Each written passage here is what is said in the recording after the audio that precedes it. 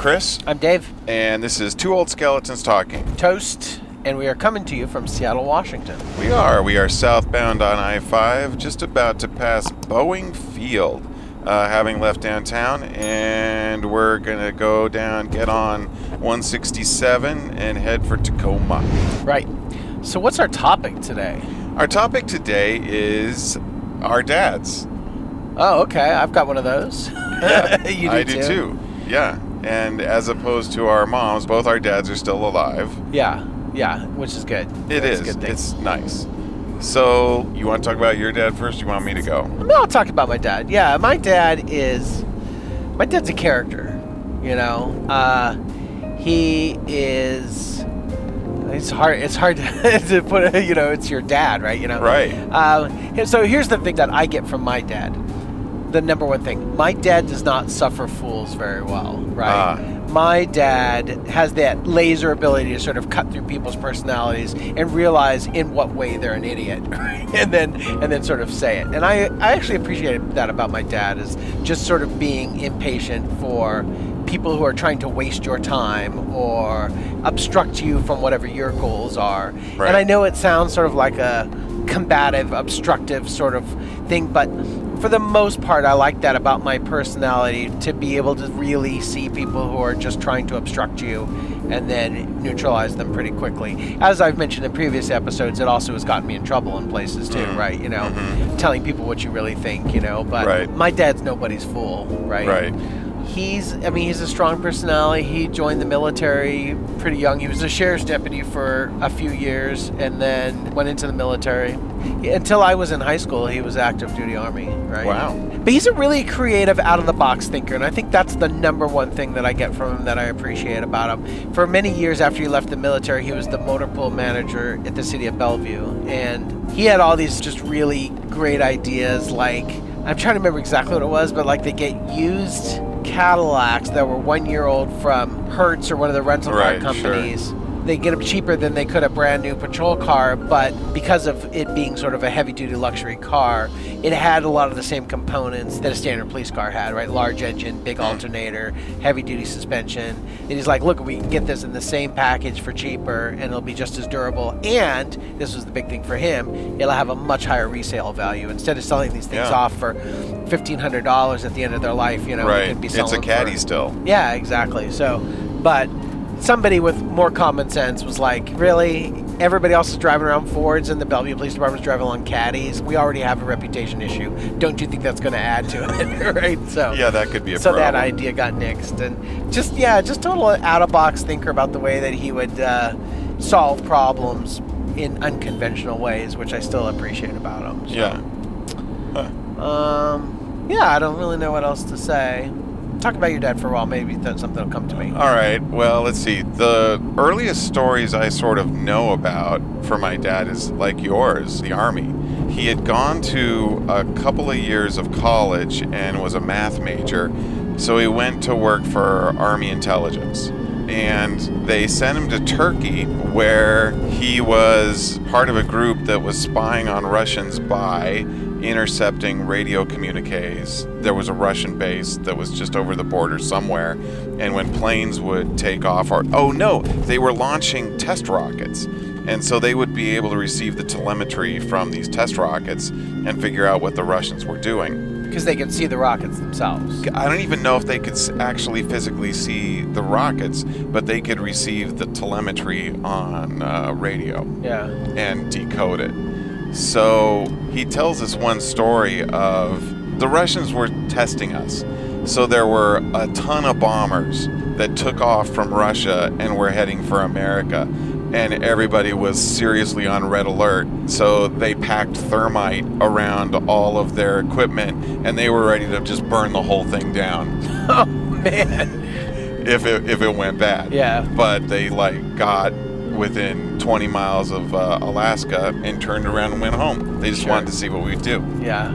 Sounds very Russian. I know. Well, yeah, and again, this is the 60s. So he came back, and then he spent a year in D.C., which my mom did not like.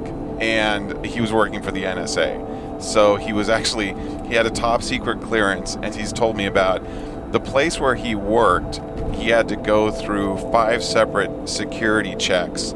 And the last one was literally slipping his ID through a slot in a door, and he's in front of a little window, so they look at the ID and they look at him, then they let him in. So, he gets out of that, and the CIA wants him. Yeah. So he says, so I go to this nondescript building in Langley, Virginia, no signs about what this is at all. It just looks like some business park. And he goes up to the desk. Again, no mark, and there's this very pleasant woman sitting there, and she says, "Can I help you?" He said, yes. Is this the CIA? Yes, we are. How can I help you?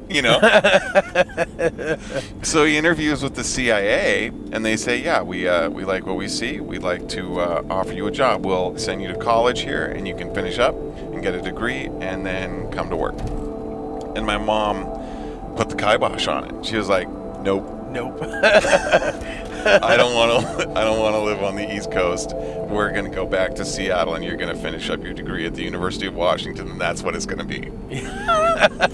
Thank God for the strong women in our lives. Yeah, so I know. I've thought about this because I thought, what would have happened if I'd grown up a CIA kid? And frankly, I fear that I would have had like a Falcon and the Snowman kind of episode. Yeah. Just because I was bored and stupid kind of thing. So he came back, finished up his degree, and then went to work for Xerox back when Xerox was in the mainframe business, which was what everybody had for computers before there were personal computers and everybody had them. So because of that, we moved around a lot. And when we moved to Los Angeles, I was 8. It was halfway through 3rd grade for me. And I remember he would always have these meetings. And I got this idea in my head that it was like a guy that was essentially a bandito, because I thought he was going to meet El Segundo. And of course, as anyone who knows anything about LA knows, El Segundo is not a person, it's a place, but I was 8 and I didn't know that. So for several years I thought he kept having meetings twice a month with El Segundo. That's hilarious.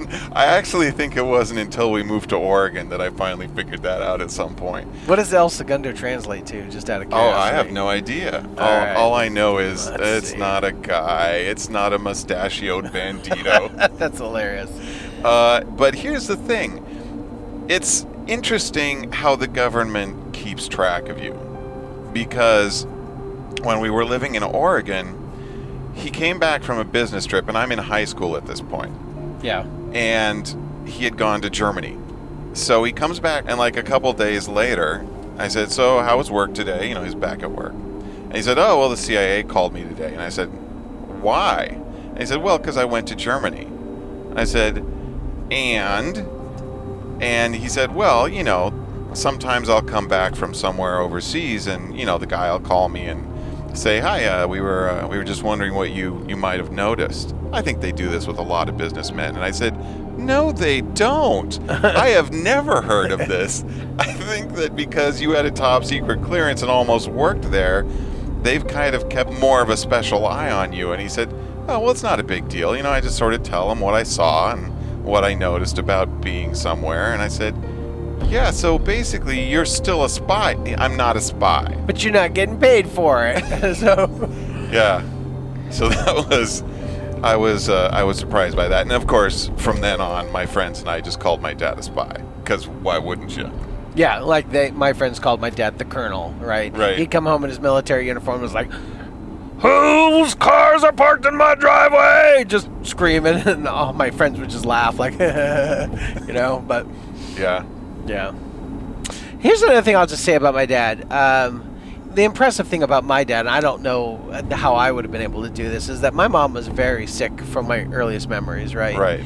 And we had 4 boys, and my dad essentially single-handedly raised us. And I don't want to minimize the impact my mom had on us, but she couldn't do anything. She was bedridden all the time, and she couldn't cook for us, and she couldn't actively sort of be involved in our day-to-day lives, except from her bedside, right? And she was very, very sick all the time. And so I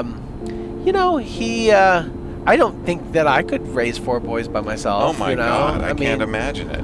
Yeah, just he got us off to school and got us doing things. And I don't remember our life being particularly weird. I know that, J9 gives me a lot of grief about sort of my eating habits, and a lot of those things are developed when you're young, and a lot of it was my dad just kind of coming home from work and only having the energy to Mac make and cheese or something. or a grilled cheese sandwich or something like that, and so I admire him for that, and just how tough that must have been. And he never complained or never made a big deal about it. Just, you just do what you do, right? Yeah. You gotta keep putting one foot in front of the other. Yeah. Huh. All right. I don't know. I have what else to say about my dad. I'm sure he's going to listen to this episode. I showed him one of the first episodes of T.O.S.T. to see what he said, and he thought it was pretty good. And we were in a restaurant, and he immediately made the waitress watch it. Part of it. Are you seriously? Yeah. He's like, That's look at this thing. funny. Look at this, That's right? funny. And she's just like, dude, I just want to get your wine order and get the hell out of here, right? And he's like literally shoving the phone in her face, right? I have tables, sir. Yeah, exactly. And it was a really nice restaurant too. We were there for his birthday, his 80th, I think. Yeah. And so he's That's like funny. forcing the phone in her face. I was like, Dad, that was just for you. I said, we haven't even released it yet, so I would appreciate if you don't like start randomly showing people in the restaurant. Right. So, Yeah. No, I sent the first episode to my dad just to get his notes, and he had, you read them. He had like 5 or 6 notes. He didn't like the swearing. Right. Yeah. That's true. Well, fuck it then. Yeah. All right. Well, is that about it for dads then? I think so. Yeah. All right. Bye. Later. Bye. Hey, it's Chris. Thanks for watching our episode, everybody. We hope you liked it. And if you liked it, please subscribe. Also, if you'd like to see some outtakes and behind the scenes, you can support us and check them out at patreon.com/2oldskeletons. Thank you again. Be safe.